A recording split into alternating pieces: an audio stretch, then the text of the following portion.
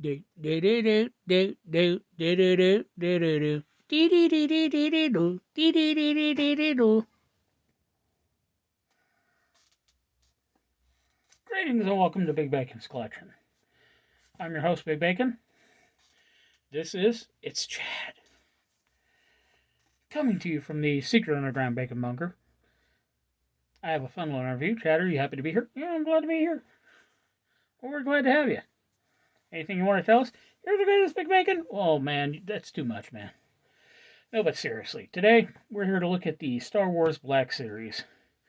The Mandalorian.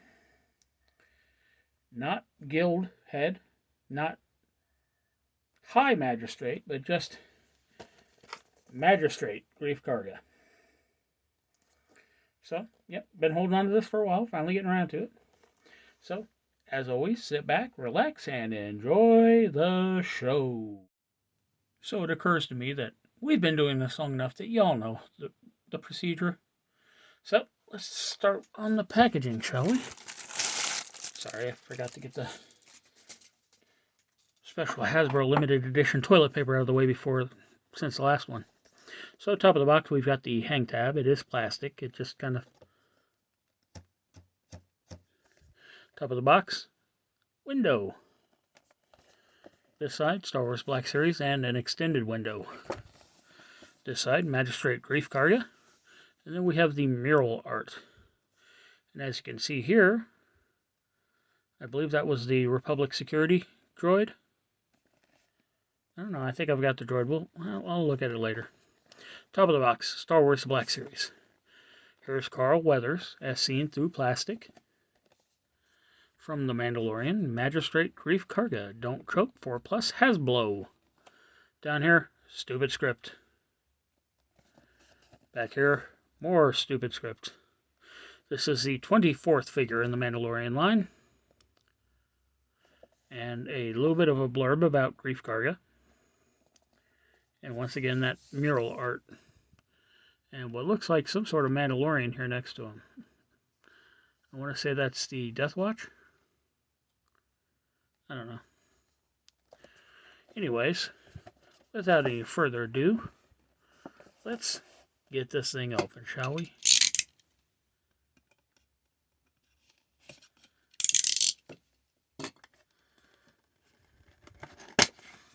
Oh, and look at that. Back to the ever-expected, highly anticipated, additional stupid script. Remove the outer box, take the lid off of the plastic prison, and there... Okay, we've got another plastic insert in there for some reason. So, there we have the plastic prison. Okay, I'm bored of the plastic prison. Let's get him out of there. So there was a time when I used to use that little cutter of mine to cut the tape around the accessory. But do you know what happens when your hand shakes? You cut the accessory. So he comes with one accessory, and in this case, it's a nice looking little blaster. Done in one base color. Sculpt on it is looking really nice. And you know what? Look at this. Look.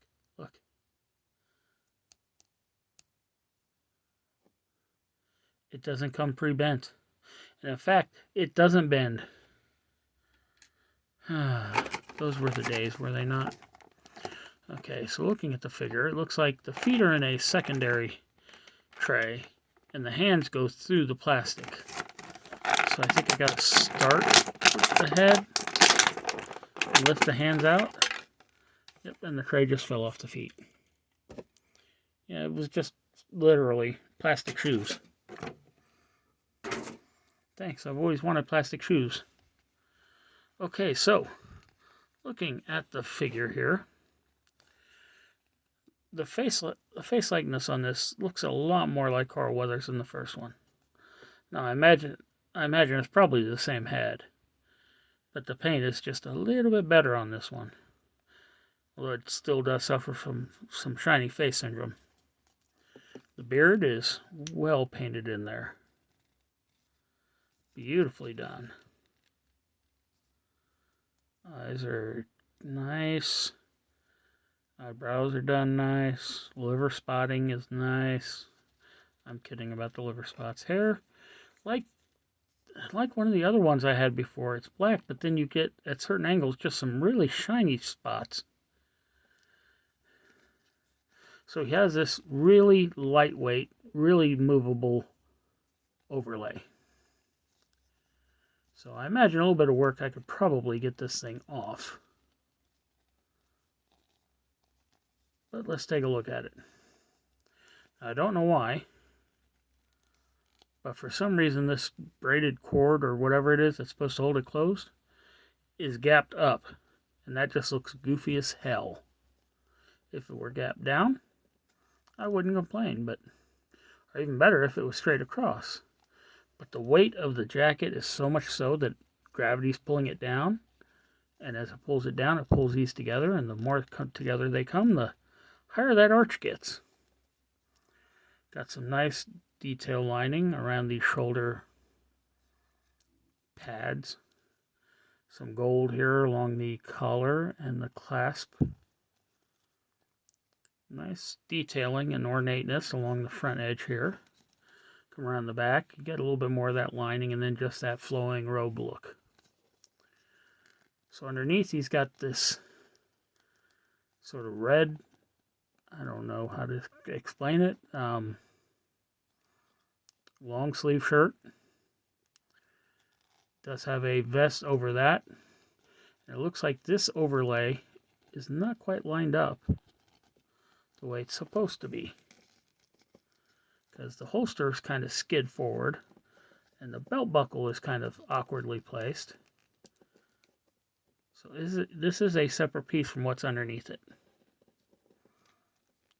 So what's going to need to happen is I'm going to have to find a way to probably heat this up and slide that over. Otherwise it's just going to annoy the shit out of me. So the vest looks like it's got pocket detail and some seams. Nice texturing to this undershirt. It does run along the sleeves as well as the chest. Some nice silver paint clasping there. We have a gold belt buckle on the belt. A molded in holster with a thigh strap. The holster itself does not feel like it's necessarily, no, it's not pinned or glued to the leg, which is, you know, a blessing. The pants are nicely textured. I mean, highly textured, easily seen. And then we've got the boots. And the boots are just common space boots. Look good though. Let's do some articulation, shall we? So the head is on top of a dumbbell. Looks up that far.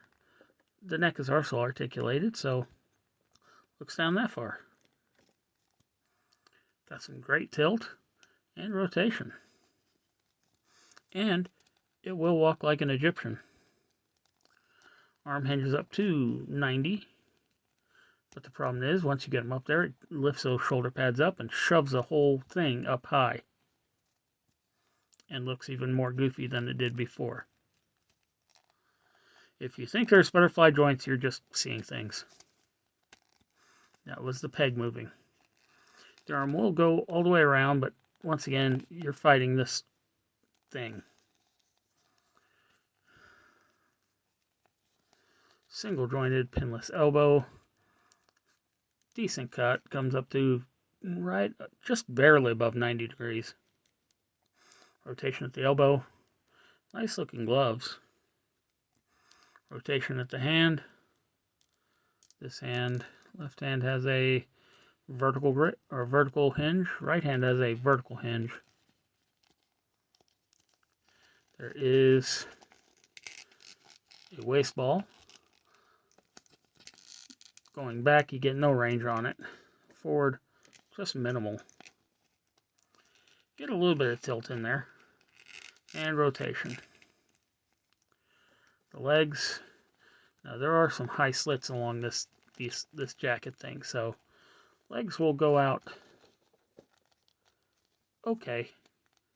I mean, not great, but I've certainly seen worse. So if this tells you anything, that's what the one-legged stance is. So it's just above 90. Thigh cup for rotation. Single jointed. Okay, this is the fun part. Let's see if I can do this. Single jointed pinless knee. Comes up to 90 degrees. Rotates at that knee. It's obviously no boot cut. Foot hinges back that far. Forward really well. Front facing bend for rocker. So, this pistol does holster completely, visor and all, or the scope and all, into the holster. You then open the slit up and put the holster through. But now you've changed the dynamic of how that sits. So it's probably best to just leave it under the cape.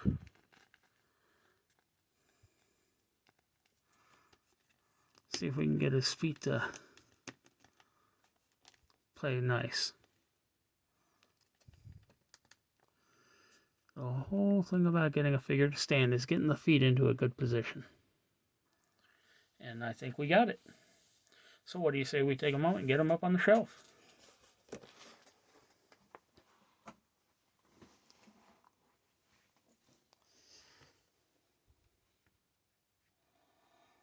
And there you have them. Once again, thanks for tuning in. Be sure to subscribe, like, share, comment, hit that notification bell, and I'll see you all next time.